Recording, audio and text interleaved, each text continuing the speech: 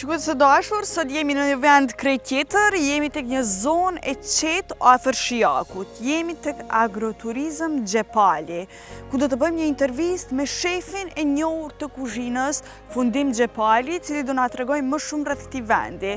Ai është themeluesi i këtij agroturizmi dhe do na tregojë më shumë rreth kuzhinës së veçantë, këtij vendi të veçantë, por gjithashtu është një vend që ndërthur eksperiencën autentike ushqimore nga ferma në tavolinë, me produkte të freskëta, të rritura dhe të përpunuara në vend dhe një ambient mikpritës që pasqyron kulturën shqiptare. Xhepali pra është kthyer në një pikë të fortë të referimi për turizmin, por gjithashtu edhe për gastronominë në vend. Kështu që qëndroni me ne deri në fund të këtij emisioni sepse kemi shumë çka për të zbuluar rreth këtij vendi.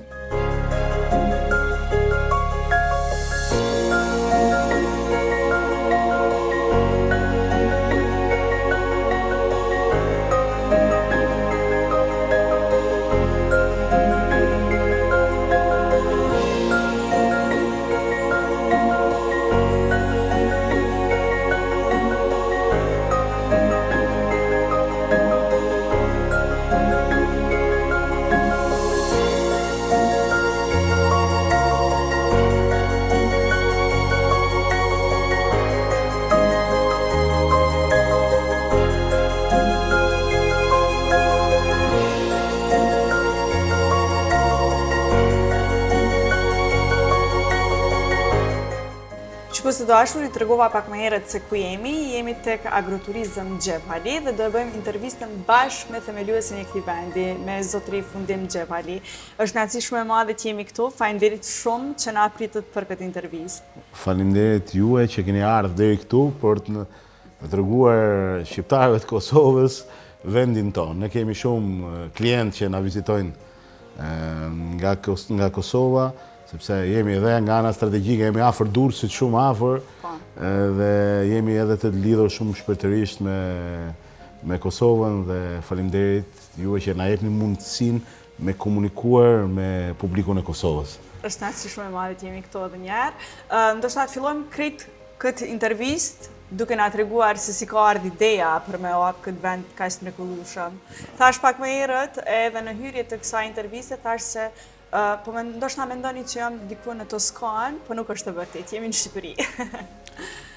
Unë idenë e kam pas deri kur isha i vogël që ishe në Itali që më bërë këtë gjë. Dhe kur kam filluar me u marr me hotelëri turizëm, edhe kisha gjithmonë idenë që më krijuar një agroturizëm këtu tek ferma jonë. Edhe na u desh shumë kohë sepse duke punuar me ndeshmërisht, koha teknike është shumë e gjatë dhe më në fund ja dolëm me realizuar. Dhe donim të bënim diçka pa e prishur peizazhin, doshim të jepshim rëndësinë fshatit, doshim të bënim të runim trashëgiminë kulturore, gastronomike shqiptare dhe të bënim një kuzhinë sa më popullore, sa më afër njerëzve dhe duke i komunikuar edhe turistëve ndërkombëtar dhe nga rajoni.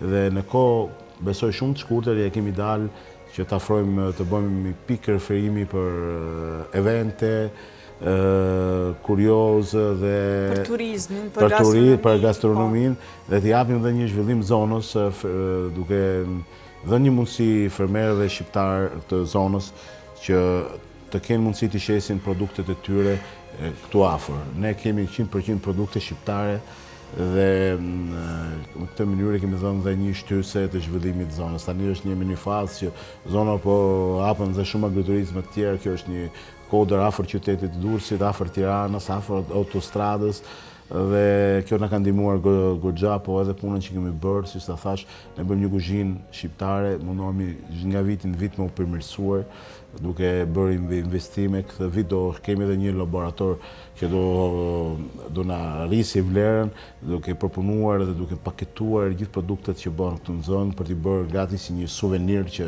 gjithë turistët që na frekuentojnë që t'i marrin me vete. Kënë diçka që të shijojnë edhe në shtëpi. Edhe në shtëpi.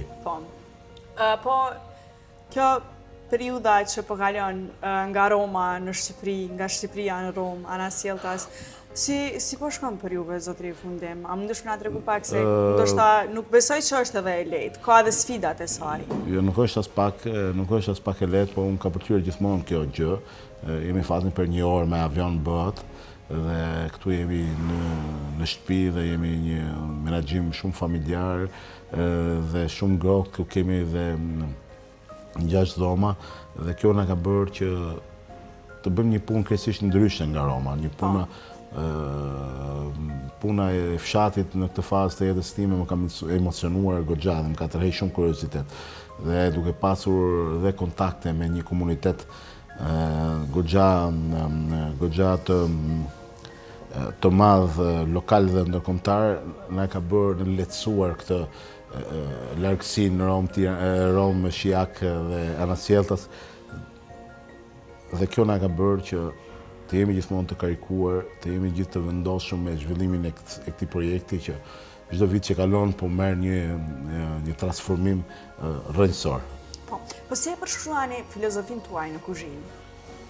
Atëherë, unë në Romë kam bërë gjithmonë një kuzhinë ku një pjesë lidhet me territorin e Romës, një pjesë është me pjata të tendencës ndërkombëtare dhe një pjesë janë krijimtaria ime e momentit. Kurse këtu unë kam qenë i vendosur që të bëjmë kuzhinën tonë tradicionale të zonës dhe ta sjellim me një qasje krejtësisht tjetër, ndryshe, më moderne, më bashkohore, më cilësore, duke pas parasysh që me kohët e kaluara nuk kemi pas këto kushte që kemi në kuzhinë tani dhe do ta shikojmë dhe kur përgatisim menun që kemi, me një menu, ne bëjmë një menu fikse këtu sepse bëjmë me gjërat që na ofron zona, territori, toka. Nuk marrim gjë. Është sezonale. Çdo gjë është sezonale. Po kemi një menu fikse edhe për të marrë dhe koston në kontroll.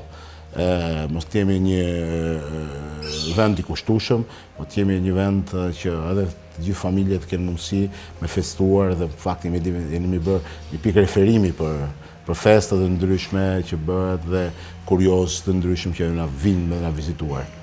Na përmende që produktet janë të gjitha vendase dhe gjithashtu dhe bashkëpunimi juaj me të gjithë fshatarët që janë këtu, po besoj që është pika më e rëndësishme e juaj, apo jo? Unë kam besuar gjithmonë që agroturizma do jenë shpëtimi i fshatarëve shqiptarë nga bregtisja. Çdo agroturizëm që hapet është një rujtje të territorit, rujtje të trashëgimisë gastronomike dhe ndalimin e imigracionit të imigracionit. Dhe unë besoj që këtu në zonën tonë i ka dhënë efekte, sepse fermat e vogla që ishin në ferma mbijetese, tani po zhvillohen më tej, po bëhen më cilësore, sepse kanë vendin se ku me i shitur dhe kjo i ndihmon shumë. Përveç fermave, si e shihni zhvillimin e agroturizmave në Shqipëri në vitet e ardhshme? Unë besoj që Shqipëria, ne jemi më të famshëm nga ana mediatike për detin. Për bregdetin, po unë besoj që gjëja më interesante që ka Shqipëria sot për sot dhe më e zhvilluar nga ana cilësore janë pikërisht agroturizmat, bujtinat. Dhe kanë marrë një hovë shumë të madhe dhe në kohë rekord. Tani na ka mbetur vetëm të perfeksionohemi, të rrisim cilësinë, të rrisim mikpritjen dhe të bëhemi më bashkohor. Më bashkohor, e kam fjalën bashkohor se çfarë të ofrojmë tek produktet e zonës që të marrim qasë nga Franca, Italia, Spanja. Po çfarë eksperjencash tjera mund të kenë këtu të gjithë ata vizitorët që dëshirojnë të vinë? Atëherë ne jemi në një fazë këtu, edhe në fshat po krijohen shtegje, xhiro me kuaj, po jemi në një fazë që shumë po ofrojnë këtë shërbim dhe do ketë një udhtim. Ne jemi fatin më të madh që jemi afër Durrësit, afër Tiranës, afër Kryes dhe shumë turistë e përdorin në vendin tonë si një pikë për të vizituar këto vende dhe kjo është një pikë kthimi këtu për të fjetur dhe për të qenë në oazin e këtë qetësi. E nuk kam se si me ikë, pa t'i bëllë disa pyetje personale, kështu. Ndërsa me nga tregu pak se çfarë të frymëzon ty më shumë ti kur krijoni pjata të reja? Unë nga udhëtimet që bëj, inspirohem shumë, po jo me kopjuar. Mundohem me zhvilluar atë çfarë unë kam në mendje, edhe me realizuar në kohë rekord, sepse shpesh herë me ndodhin dhe idet për t'i zhvilluar dhe me duhet pak kohë që me realizuar. Po unë besoj që në këtë fazë evolimi Shqipëria kemi plot ide, plot hapësirë për të krijuar, për të zhvilluar. A ka ndonjë pjatë që ju karakterizon juve? Atëherë, unë këtu, si do e shikoni, kemi menun tradicionale të zonës, dhe unë ato pjatat e fëmijërisë që kur shkoja në restorante të asaj kohe, ku ishe i vogël dhe në kohë të komunizmit, jam munduar që t'i sjell prapë në turizëm tonë, duke ruajtur memorian, që është shumë e rëndësishme. Dhe ato gjithë pjatat që mua më kanë pëlqyer të jenë, domethënë, të mbrojtura, domethënë të trashëguara, sepse ne kemi kaluar një fazë drastike.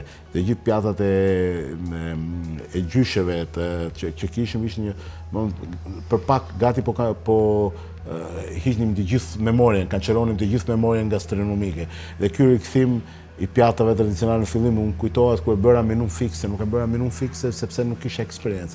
Bëra një menu fikse për t'i dhënë një eksperiencë më të mirë klientëve që na frekuentojnë, për të mbajtur një cilësi shumë më të lartë, sepse qarkullimi i ushqimit është gjithmonë me i freskët dhe me ndihmuar territorin, me ndihmuar zonën me zhvillim. Se unë gjithmonë kam menduar që pa një bujqësi të mirë nuk do ketë kurrë turizëm të mirë. Sepse turizëm nuk bëhet me produktet e huaja, produktet bëhet me produktet vendore. Po, normalisht. Po, a ka ndonjë moment kyç gjatë karrierës tuaj që ka qenë ndoshta ndonjë pikë kthese për ju? Domethënë, jo, nuk e pas, po besoj që kthimin është, domethënë kthimi në Shqipëri, eksperiencën në Tiranë, 10 vite kam pas një nga restorantat më të frekuentuara të Tiranës, dhe tani jam përqendruar në Shqipëri vetëm këtu në fshat, sepse këtu ka qenë ëndra ime, dhe këtu dua ta zhvilloj dhe po ardhi në Shqipëri nuk ka qenë e lehtë. Se unë kthimi në Shqipëri në gastronomi duke investuar, unë kam filluar para 12 vitesh, dhe ka qenë një sfidë shumë e madhe. Tani duket çdo gjë shumë e lehtë, çdo gjë informacioni, rrjetet sociale, duket gjë, po para 10 vitesh me një infrastrukturë cop me filluar nga zero, domethënë këto vend që shikoni kanë qenë vend ku rinin pulet, delet, lopët dhe të transformohet kështu, nuk ka qenë një punë shumë e lehtë. Dhe ka qenë pika e kthesës dhe e vështirë. Të gjithë lekët e kursyura të hidhen në një I kam investuar dhe me një paqartësi, se po bëja diçka që dëshiroja shumë të bëhet, po nuk ishte thënë që do realizoja. Unë shoqyra nuk hata mirë dhe mekanizmin se si duhet funksiononte nga ana biznesit dhe jam shumë i kënaqur për çfarë kam bërë dhe çfarë po ndërtohet. Po si e balanconi, ndoshta kjo pyetje edhe për fund, si e balanconi kuzhinën shqiptare tradicionale me kuzhinën moderne, sepse ju duhet edhe ky balancim nga jeta në Rom. Dëgjoj, unë jetën në Rom unë mundohem gjithmonë në restorante që kam pas, që kam arrit dhe me pas dhe 4 njëkohësisht që unë menaxhoja, asnjëherë nuk i kam bërë gjërat njësoj. Çfarë bëhet në Rom nuk ka lidhje fare me këtu. Çfarë bëhet këtu është vetëm nuk kanë lidhje dhe ne nuk kemi nevojë këtu për një modernizëm. Ne kemi pas nevojë për një infrastrukturë, për vegla, për të bërë mirë ato që të parët tonë kanë bërë, dhe unë këtë gjë. Dhe unë këtu nuk du të sjell modernizëm, po du thjesht du bëjmë mirë ato që kemi trashëguar. Sot rifundim, faleminderit shumë për këtë intervistë, faleminderit shumë që erdhe. Për këtë vakt mrekullueshëm. E shikues dashur, për të gjithë ju që ende nuk keni qenë në një vend kaq mrekullueshëm tek Agroturizëm Xhepali, ju lutem ejani sa më shpejt sepse sidomos tash ato gjërat e reja që na tregoi edhe zotri Fundim, mund t'i gjeni shumë shpejt këtu, por gjithashtu ushqimin e mrekullueshëm dhe një pamje fantastike që ju bën të ndjeni